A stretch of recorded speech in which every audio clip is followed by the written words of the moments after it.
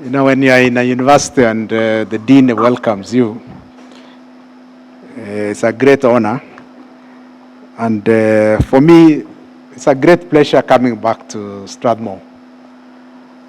For those of you who probably don't know, my first attempt at lecturing actually started in Strathmore. In 1991. So I'll be celebrating 34 years since I started teaching here in Strathmore in various forms or another. So, first of all, this campus didn't exist. So what we used to do is to share the classrooms with the secondary school in Lavington. And so in the evening, we used to come and teach I used to teach the SCCS students. And then later on, the CPS students. We came to this campus in 93, the one across. And then we started teaching. Then other ideas came. So it's a great pleasure to talk to people, the people in charge of people. But Naomi, I was a little perplexed by the way you described them, because they are the ones who recruit. How come they don't recruit themselves to CEOs?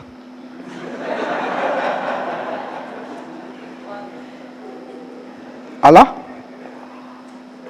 It is your responsibility to recruit. You identify the best people, and then you are the best people for the CEO position. Because the greatest challenge of any CEO is people management. That's the greatest headache. So you are the people well positioned for CEO. But you never propose yourself. Why? Courage. Yeah? You don't have enough courage. So I want you to inspire you today to say, I will propose myself for CEO position. You shouldn't be celebrating Paul Russo alone. There should be several Paul Russos in this room. Okay? So, Anne Karanu, we should be celebrating you as the successor for me in Jubilee. Monica, successor for Kashora. And all the CEOs, potential CEOs here, we look forward for you to occupy the C-suite, because it's actually your position. I know Naomi said numbers becomes a challenge for you, but that can be corrected. Okay? An attitude their challenge towards numbers, Naomi, is an attitude. An attitude is corrected. We can correct that attitude towards mathematics, and you will be in pole position. So I want us to begin with understanding why we are here. And there's a word I want you to Google the meaning. And that is creative destruction. Just use your phone. Creative destruction. That will be what we must understand by end of day tomorrow. What are we exactly doing in our organizations today is creative destruction. So what does the definition say?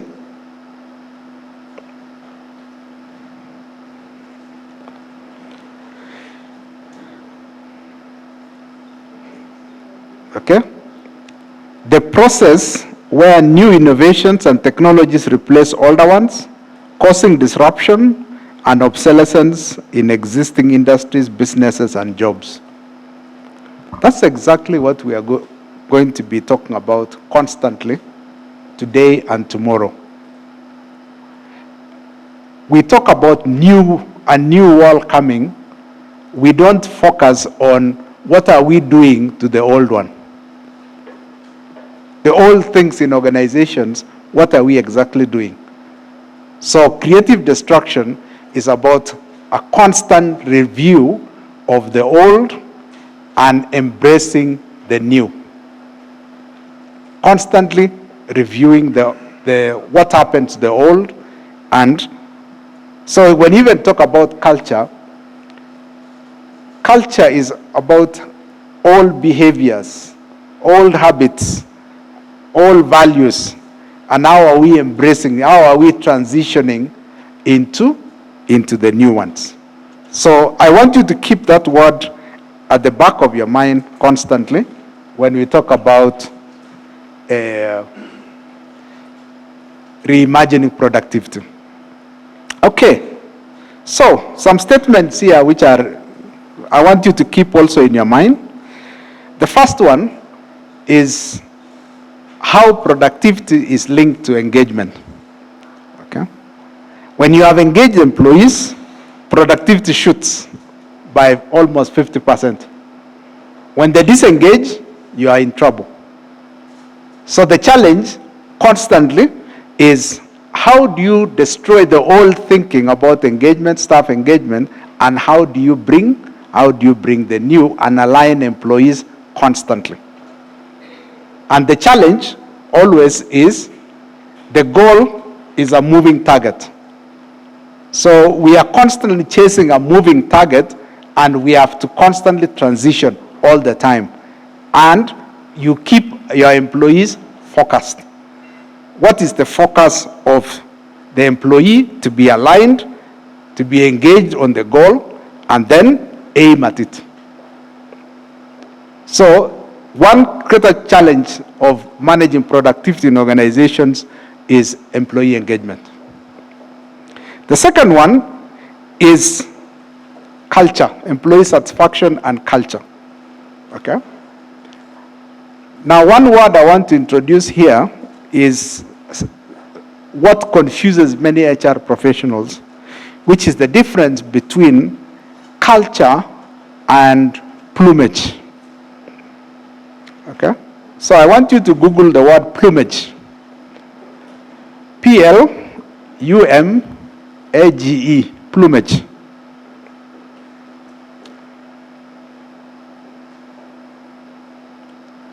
What is plumage? It is appearances. If you go to many organizations, they seem to be behaving in a certain way, but their output doesn't demonstrate that the employees are actually engaged. Okay? A simple one for you to understand what plumage is look at our national days in Kenya. Okay? Then, along the way, they say they are going to bring Akamba dancers or Taraka dancers. If you go to Taraka, do you actually see those dancers? Do you actually see them? The answer is no. So when the person says, oh, we must maintain our culture, what does that mean? We are maintaining appearances. Now, many organizations have too many appearances. Okay? Another example is look at organizations and how they treat their CEOs. Who said that the CEO must sit at the back left? Where did that culture come from? Where did it come from?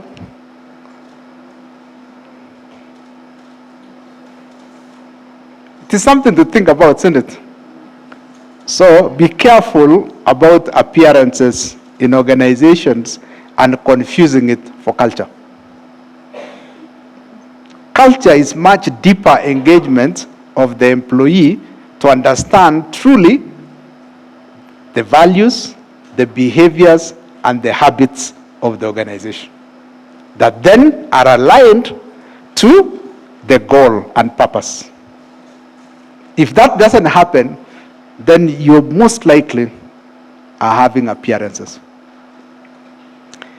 And the third one is agility. The employees of today are not going to stay with us for a long time. I know you have talked about Gen Zs. They are not going to be with us for long. They transition, okay? Now, the challenge for HR practitioners is how do you manage the conveyor belt? It's a conveyor belt. How do you make sure that for the period they are with you, their productivity is at the highest? And it increases to the next employer until they transition out. If you talk to this young generation, they think actually life expectancy stops at 45. They think, by the time you're 45, you are too ancient, and so very soon they will reach 45 and they realize, it was just another date.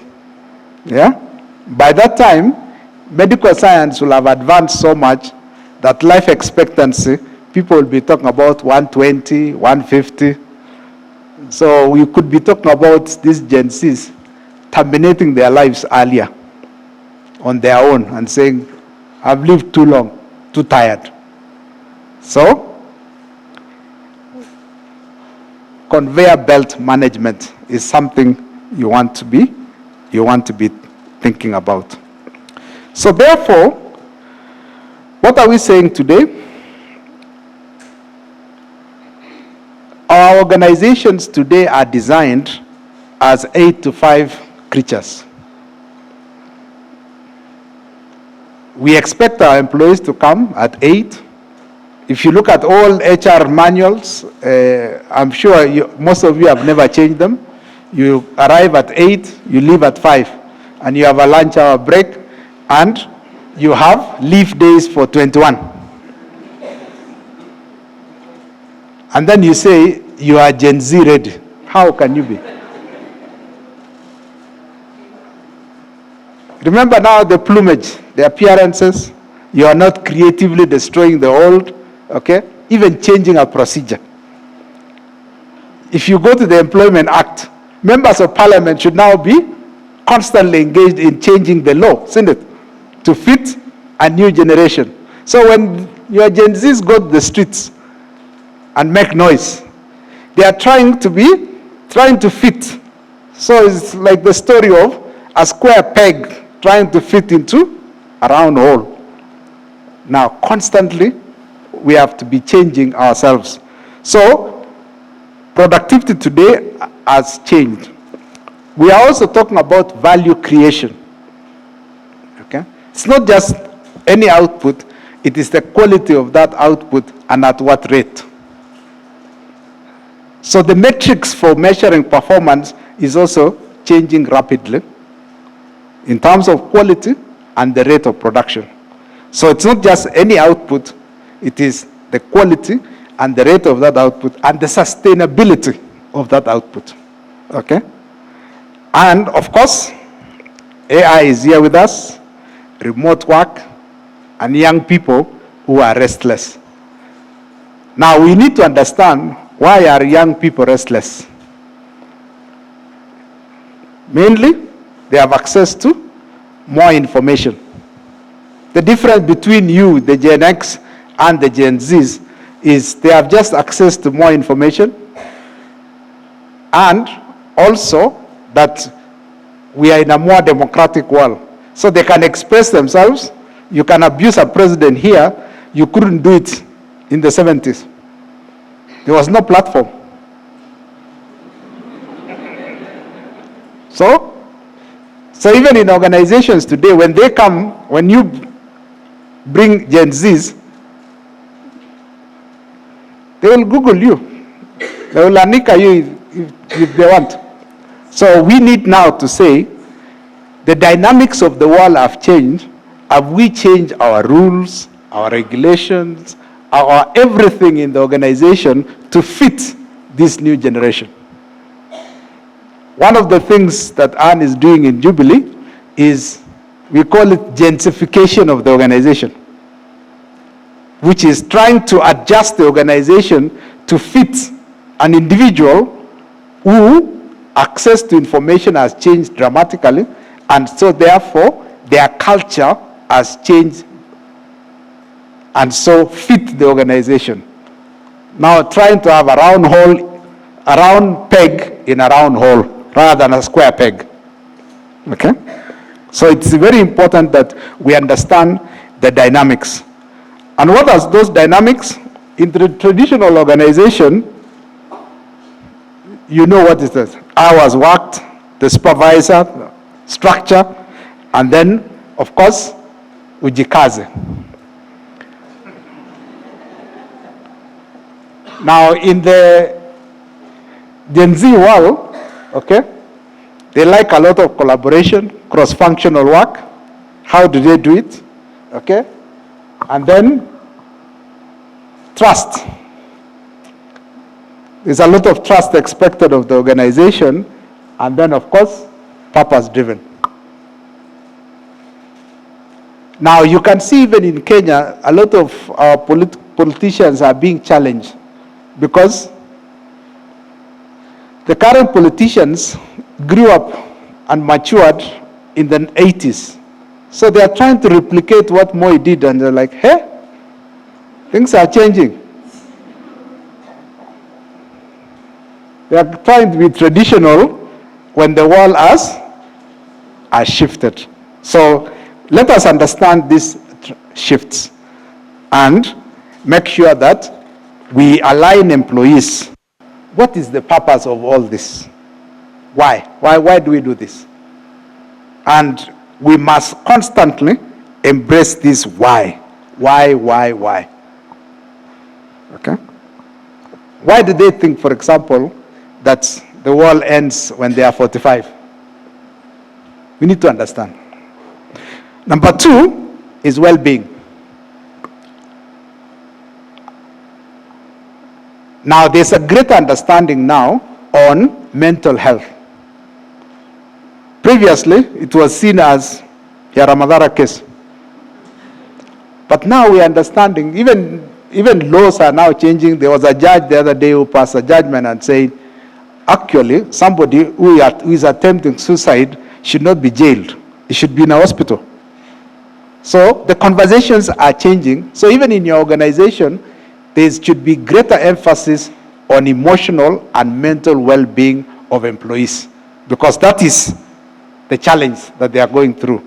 Because if you look at the average young employee these days in organization, they are suffering from information overload. The amount of information they have to process, the brain was never designed that way. So they are processing so much, and that's putting pressure on them to make too many decisions at one go. So we need to put now more emphasis on how do we manage the emotions and the mental well-being of employees. Then talent. How do we constantly retool employees so that you have the right person in the right place? Not just today, but tomorrow, in 5 years, in 10 years. So there's a lot of effort in retooling employees. Now, so those of you in charge of talent management have to figure out, how do we constantly retool employees? It's a very big challenge, because the traditional training approaches collapse.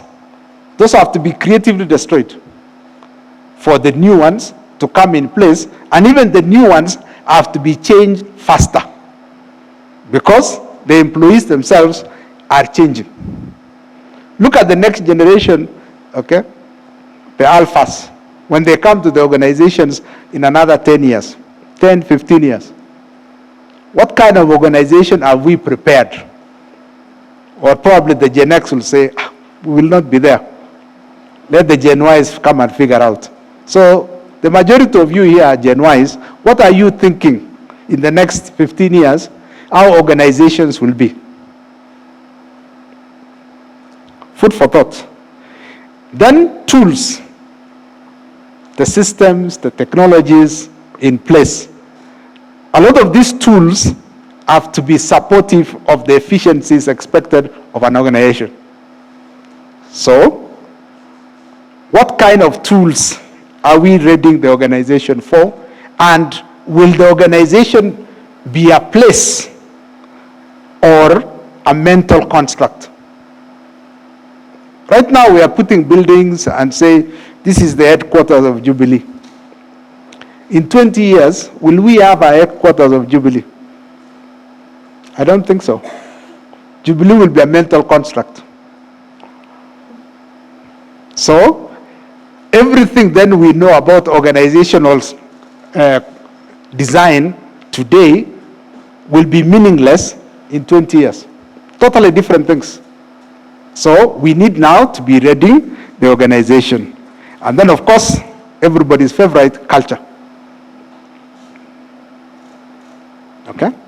The values, the habits, and the behaviors that constantly people are having every day.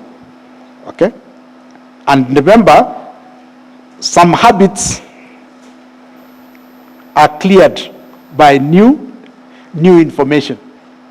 So we need not to be saying, how do we make sure that the habits are supportive of the purpose for which the organization was designed? Okay. So towards concluding then, how do we then build high-performing teams? Okay? So we must always constantly have very clear goals. And remember, goals of an organization are now a moving target. Okay? So, set clear goals and link it to the purpose. Then you have engaged younger people. Okay? Both Gen Ys and Gen Zs. Then, they also want continuous feedback, not annual reviews. For them, annual reviews is too long. Okay?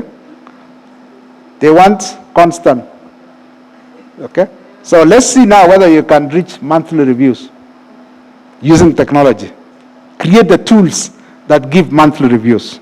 Okay? And they want to be recognized constantly. So even those things in the morning when you say, hello, how are you? It's recognition. Okay? If you don't do it, you'll be the subject of TikTok the next minute. Those amefura leo ni aje ama alichapwa na bibi. So invest in learning and upskilling. So talent development, this has to change. The way you do it must fundamentally change. You must creatively destroy the old and how people are skilled constantly. And then, this younger generation, they are very strong in values, especially integrity. You can see the president of Kenya is having headaches with that. That integrity thing. Okay? He says, nimefanya hii, Gen Z wanasema, we. Even in your organizations, if you don't align to integrity, good values, what the church teaches, okay? I saw some in the State House yesterday and I was like, hey, you guys, you don't know what they're up to. This young generation is up to. And then, how do you then build on that? Culture adds. How do you build on those foundations constantly? Which means the organization must be agile, agility. Okay, adjusting. So if you look at, say, government institutions, some of you are in government institutions, you still do 5-year strategic plans. Who can predict what is going to happen in 2030, surely? You can have a vision, but a strategic plan for 5 years. If you cannot even predict what's going to happen in the next 6 months. So, it is important that we adjust organizations. Okay? Current constructs about organizational behavior, organizational design must collapse for us to welcome new thinking. Okay?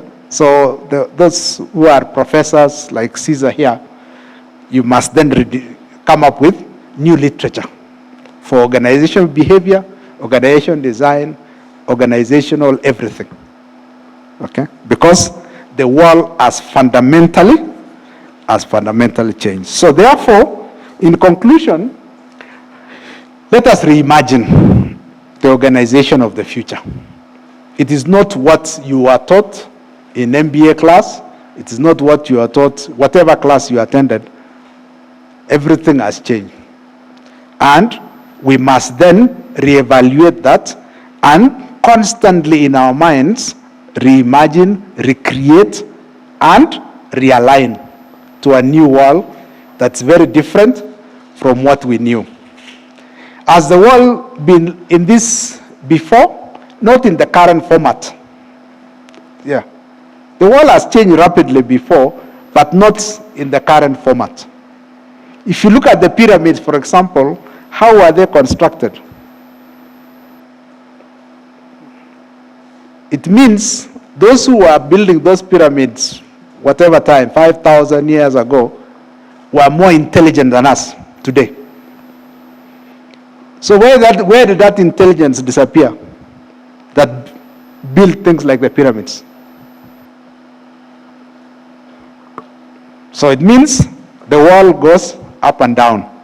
Okay? So we are increasing the level of processing knowledge, information now, okay, using AI tools and all those things. We hope that it improves our decision making so that we can build things like pyramids. Because if you look at that level of efficiency and accuracy, it means at that point in time, the world was more intelligent, surely, than it is now. You know? So therefore, let us reimagine the future, okay? Building a strong purpose reignites a passion in people, okay? Let people be passionate about something, okay? You have seen them being passionate about football, for example. Young people are so passionate about football. Why can't they be passionate about organizations like that? We have to reignite something in their minds. Okay? Culture sustains performance. So how do we build habits that sustains performance? Okay? The key word is sustaining, building in the long term. Well-being fuels longevity. So we must constantly then look at the well-being of employees so that then they stay with us longer. Okay? They connect with us longer. They are emotionally connected and their mental health supports our cause. Technology enables scale. So we inbuild technology in organizations so that then we can scale. Okay? So that then we can move to other countries and it's plug and play. Okay? That's what cloud computing is about, you know. It's just plug and play. So let us make sure that we look at technology for what it is. Okay? And then, of course, diversity unlocks potential. So don't listen to that guy in the US. When he was sworn in, he threw diversity day out of the picture, and he now blames every problem America faces to, oh yeah, it was those diversity things. Okay? Diversity is very important. Because when you have different views, you optimize decision making. So make sure you have diverse people in your organizations. It is part of driving that organization of the future that is highly productive. So I'm here to wish you well. Let us rethink people management, but most of all, be more ambitious and get in the C-suite because your time is now. Remember, for finance people, their time went. Technology, computerization made those big mathematics irrelevant.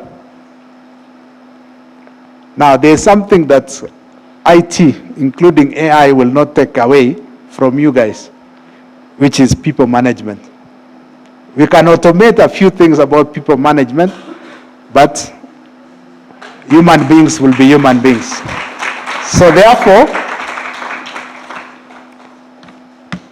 your time is now to occupy the C-suite, and you will see productivity on this planet will increase dramatically. Asante sana. Thank you.